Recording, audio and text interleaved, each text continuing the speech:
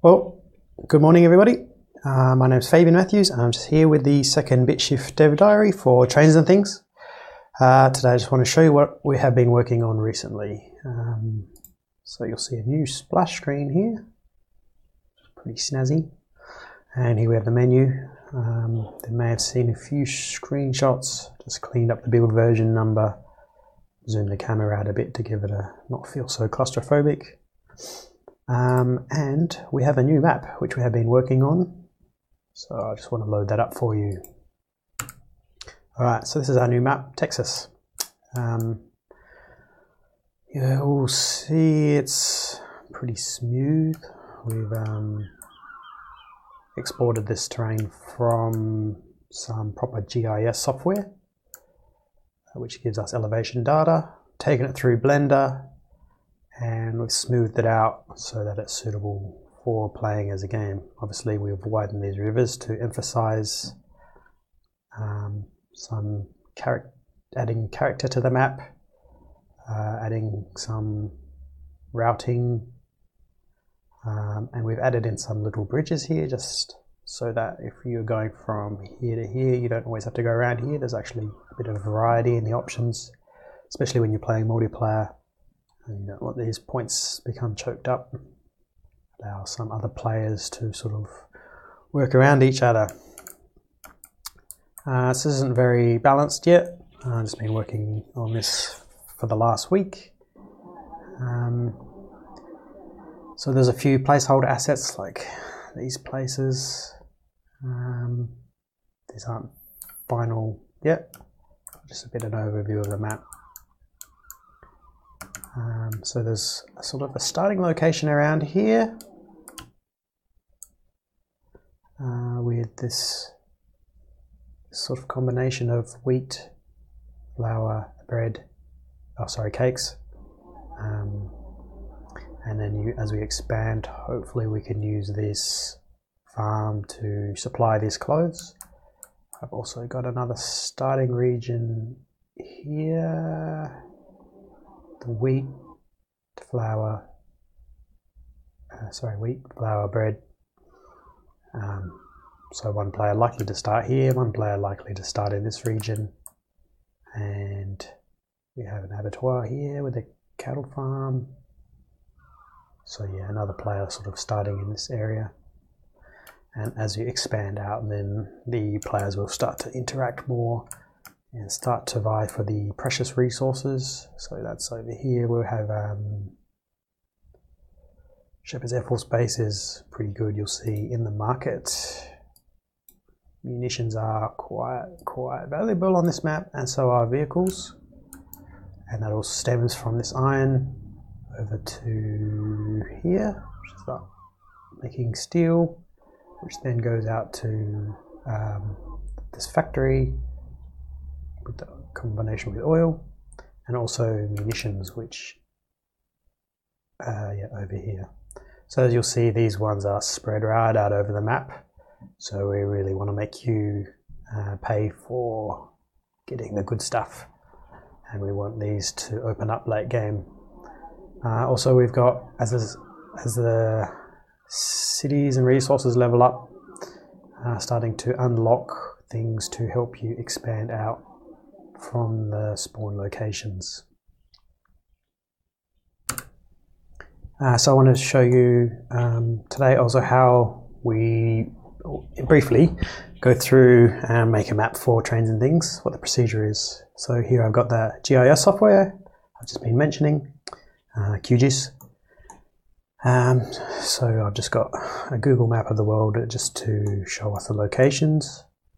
And I've dragged and dropped some mapping data into the world, which is, you'll see these black regions.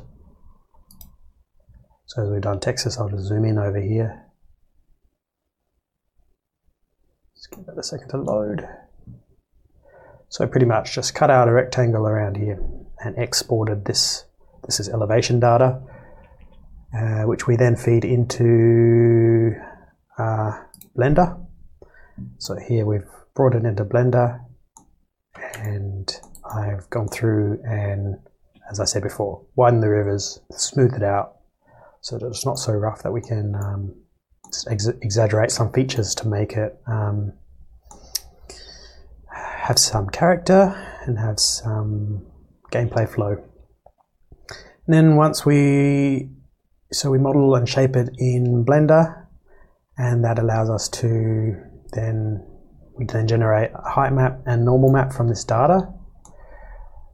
Plus I've also got a few extra props in here, like these bridges, these water planes, which here you can see here that I've modeled.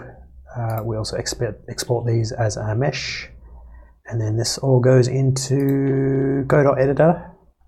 So here I have Texas loaded up in the editor. We have the terrain, and these are the little things that I've modeled in Blender. We have a boundary map. This indicates where you can and can't build. So we've masked off the river, so you can't build tracks through there.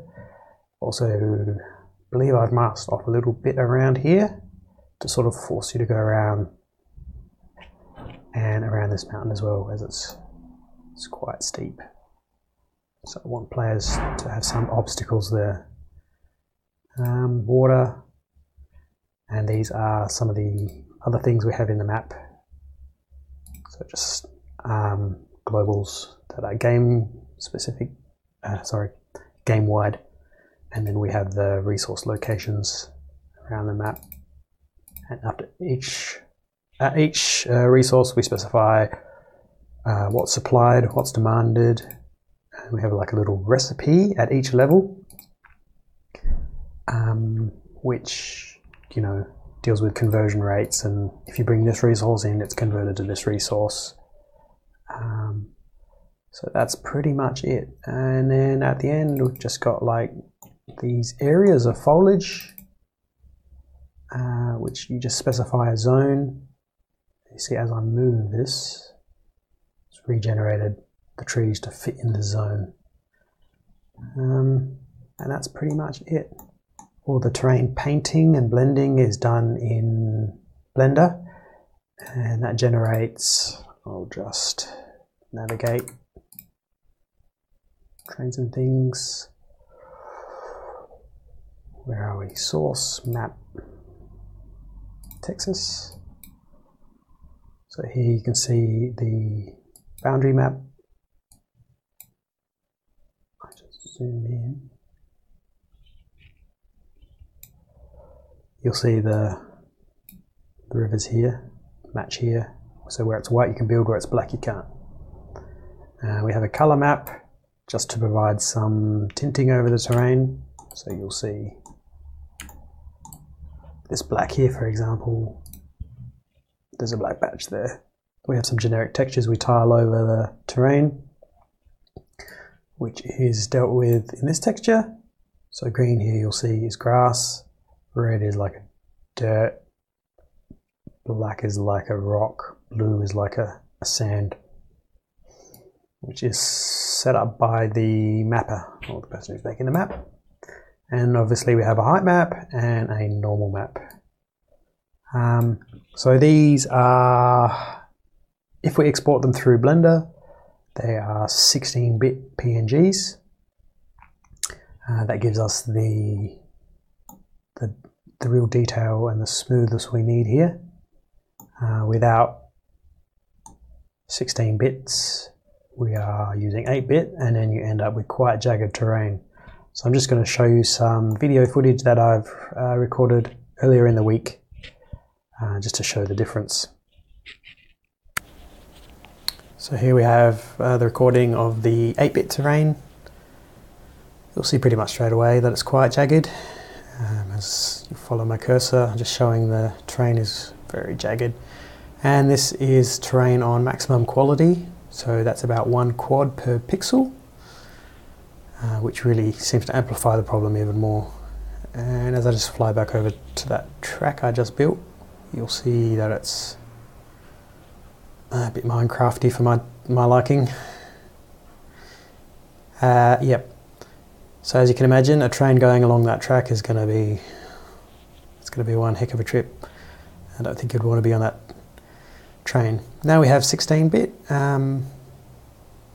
As you see, it's really smooth. This is the same part of the map. Again, maximum quality on the terrain. That's far better. It's very silky and smooth, and it's nice to see a train going along these tracks. And to end this dev diary, just going to finish by showing some footage of Texas I recorded during some of my testing.